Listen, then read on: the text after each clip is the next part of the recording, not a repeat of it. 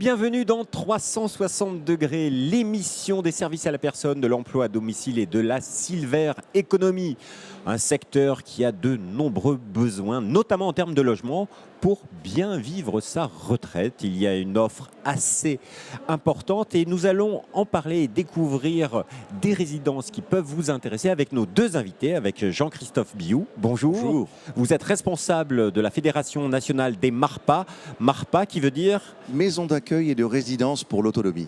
Et à côté de vous, Michel Château, bonjour. Bonjour. Alors, vous êtes président d'Arpavie, un nouvel organisme, mais qui est le fruit de regroupement de 3 organismes, c'est ça? Alors, oui, Arpavie, c'est le regroupement de 3 anciennes associations qui avaient chacune plus de 50 ans, des associations installées depuis longtemps dans le paysage, qui s'appelaient Arepa, Arefo, Arpad, qui ont donné naissance depuis le 1er juillet à une nouvelle association, Arpavie, qui va dynamiser l'offre pour les personnes âgées. Alors, autrefois, on disait maison de retraite. Aujourd'hui, il y a des terminologies plus précises. Il y a les EHPAD. D'ailleurs, dans le réseau Arpavie, vous en avez. En 2 mots, l'EHPAD, c'est quoi?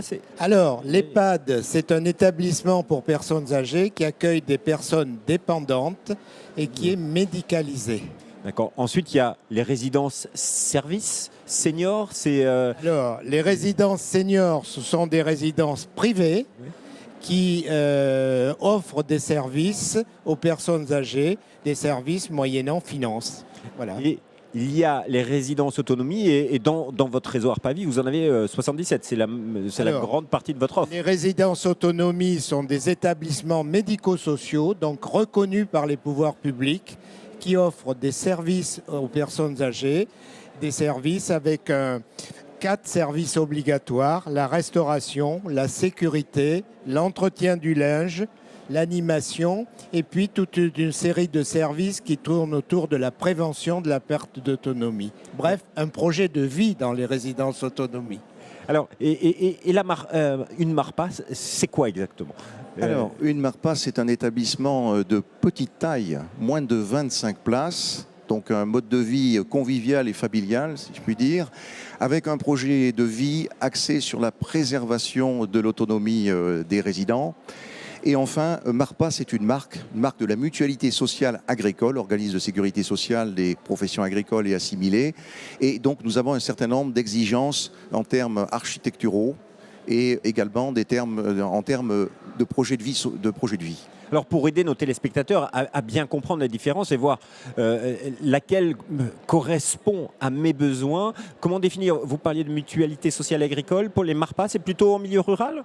C'est plutôt en milieu rural, mais nous investissons depuis l'année dernière les milieux périurbains parce qu'il y a beaucoup de besoins et d'attentes des seniors dans ces quartiers. Le réseau des MARPA, c'est combien là, au niveau de l'implantation? On en trouve... Alors, c'est 194 établissements répartis sur une 60aine de départements, 4500 résidents accompagnés par plus de 1500 salariés. D'accord. Et pour les résidences autonomie, votre implantation géographiquement, c'est... Alors, les résidences autonomie sont plutôt implantées dans des milieux urbains, à proximité des services urbains, des commerces, des services médicaux, des pharmacies, etc. Et l'implantation nationale, c'est une implantation 80% en Île-de-France, en région Île-de-France, et puis quelques villes de province. Donc très important, Arpavie en Île-de-France. Donc pour les franciliens qui nous écoutent, voilà, résidence autonomie, il faut voir du côté de Arpavie, il y a effectivement une offre.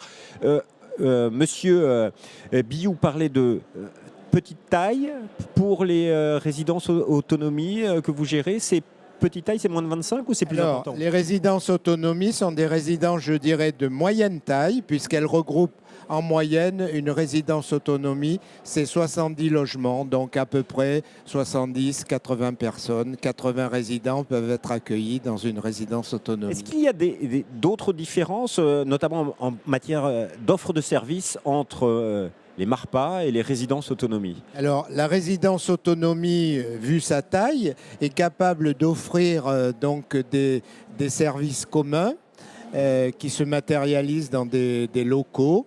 Il y a forcément dans chaque résidence autonomie un restaurant, des Salle commune. salles communes, une bibliothèque, un salon de coiffure. Voilà. Et dans les Marpas, pareil, il y a ces lieux, tout le monde peut vivre ensemble. C'est assez similaire à ce que décrit M. Château. On a une spécificité, c'est que les repas sont servis 7 jours sur 7, 3 fois par jour. C'est un avantage pour les résidents, mais ils peuvent également cuisiner dans leur logement, bien sûr, qui est équipé d'une kitchenette. D'accord. À quel senior vous vous adressez? Est-ce qu'il y a une différence ou c'est la même tranche d'âge pour rentrer dans une Marpa ou rentrer dans une résidence Alors, autonomie? je crois que c'est la même tranche d'âge puisque nous pouvons accueillir des seniors à partir de 60 ans jusqu'à nos plus vieux résidents ont 100 ans. Je compléterai en disant que nous accueillons principalement des seniors fragiles, c'est-à-dire qui ont subi un accident dans leur vie, par exemple un veuvage ou une mobilité qui est un peu plus réduite, ou l'isolement social ou géographique. Voilà, c'est un élément clé, ces résidences, pour rompre l'isolement de nos aînés. Ça fait partie de votre philosophie d'intervention. Alors, c'est pour rompre l'isolement et puis aussi, puisqu'on est en région parisienne pour Arpavie, ça facilite le regroupement familial des parents qui sont en province, leurs enfants travaillent en région parisienne, eh bien, ils recherchent des résidences en région parisienne. Alors, au niveau du coût, combien ça coûte de rentrer dans une résidence Marpa ou résidence autonomie? Alors, toutes les résidences ont des tarifs différents, bien sûr, mais les Marpas sont autour d'une moyenne de 1 150 € pour compter loyer, charges locatives et charges communes liées au fonctionnement du service. Je rappelle aussi que ce sont des opérations de logement social, donc avec des loyers encadrés et plafonnés. C'est la même chose pour les Alors, résidences c'est un petit peu différent puisque nous sommes en région parisienne sur des établissements un petit peu plus grands, construits par des bailleurs sociaux, c'est la même chose. Le taux de loyer demandé aux résidents varie entre 600 € et 1 200 € avec un loyer moyen de 900 € à peu près. Ce qui est pas cher quand on est en Île-de-France pour avoir un logement. Est-ce qu'il y a de longues listes d'attente pour pouvoir accéder soit à une Marpa, soit à une résidence autonomie? Ça peut arriver du fait de la petite capacité de nos établissements et de la forte demande. Il peut y avoir certaines Marpas qui ont des listes d'attente, oui. Et pour les résidences Alors, pour autonomies? nous, c'est la même chose. Vous avez certains établissements qui sont très attractifs, situés dans des zones qui intéressent beaucoup de monde. Et donc, il peut y avoir des listes d'attente. Mais en général, je dirais que la liste d'attente, elle est inférieure à quelques mois. Alors, quelles sont les conditions spécifiques à respecter si l'on veut rentrer dans une Marpa ou dans une résidence autonomie? Quelle est la procédure? Non, la procédure, si l'on peut dire, parce qu'évidemment, il s'agit d'une question très humaine. Il y a évidemment un dossier d'admission et donc une commission d'admission de l'établissement qui reçoit le senior et sa famille, mais nous mettons l'accent sur le libre choix, c'est-à-dire que les personnes doivent choisir d'entrer dans une Marpa ou une résidence autonomie. Pour nous, c'est la même chose, c'est-à-dire que l'admission se fait c'est le directeur de la résidence qui décide de l'admission après avoir vu le résident, sa famille, et c'est le principe aussi du libre choix. Alors aujourd'hui, on sait que les retraites ne sont pas très élevées pour une majorité de nos aînés. Est-ce qu'il y a des aides possibles pour pouvoir payer son loyer, Monsieur Billot? Oui, absolument. Il y a d'abord l'APL, allocation logement, qui permet, selon le revenu du résident, de percevoir une aide financière. Et puis, il peut y avoir des aides complémentaires des caisses de retraite, CARSAT, MSA et RSI. Donc j'imagine que c'est exactement la même chose pour les résidences autonomies. C'est la même chose avec quelques précisions supplémentaires, c'est-à-dire les résidences autonomie Arpavie sont des établissements médico-sociaux, donc agréés par le département.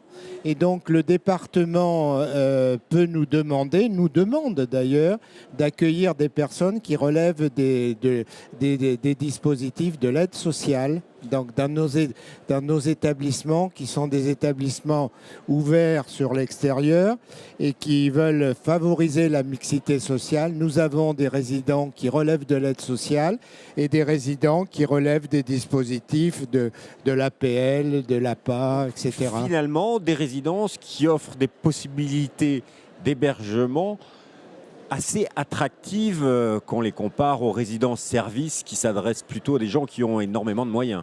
Là, c'est l'objectif social de vos deux réseaux. Nous avons, comme dans notre projet associatif, disons la mission de loger le plus grand nombre, d'accueillir le plus grand nombre de personnes âgées aux ressources moyennes et modestes. J'imagine que C'est la même chose. J'ajouterais que nous essayons, résidence autonomie, d'avoir des coûts d'opération, des prix de revient d'opération aussi modérés que possible, avec un compromis entre le confort des résidents et donc un prix de revient des travaux raisonnable, ce qui fait un tarif également raisonnable. Allez, très rapidement, le quotidien dans une résidence autonomie ou dans une MARPA, qu'est-ce que c'est? C'est des environnements sécurisés, il y a beaucoup d'animation, il y a une vie sociale. Racontez-nous. Alors, le quotidien, eh ben, c'est pour la personne âgée, un logement où il peut faire, monsieur l'a dit, c'est exactement pareil. Et il y a une vie collective. Il peut préparer ses repas aussi, s'il veut. Vie collective, il y a la restauration qui est offerte, qui est disponible. Il y a des animations, voilà. Il y a des services qui sont offerts, des activités qui sont souvent offertes en liaison avec les collectivités locales, avec les communes.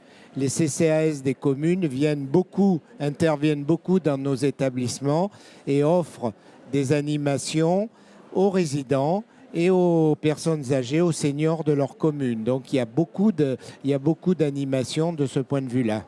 C'est pareil, j'imagine, dans les MARPA. Oui, je compléterai en disant que les MARPA sont tournés complètement vers l'extérieur, puisque très souvent nous avons des MARPA adossés avec des crèches, des locaux d'associations, des bibliothèques, ce qui permet d'avoir une relation intergénérationnelle et spontanée avec les habitants de la ville. Alors moi je dirais dans une MARPA comme chez nous, comme dans les résidences autonomie, ce qui est important c'est le lien social. Il y a du lien social qui s'établit entre les résidents et leur environnement. Alors juste pour terminer, pour vous messieurs, quels sont les enjeux en matière de résidence pour nos aînés dans les années à venir?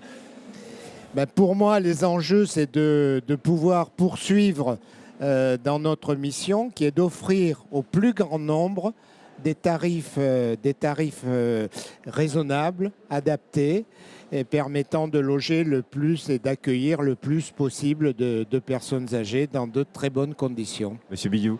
Et je compléterai ce qu'a dit Monsieur Château en disant que l'autre enjeu, c'est de préserver le plus longtemps possible l'autonomie des résidents. Messieurs, merci beaucoup pour tous vos éclairages.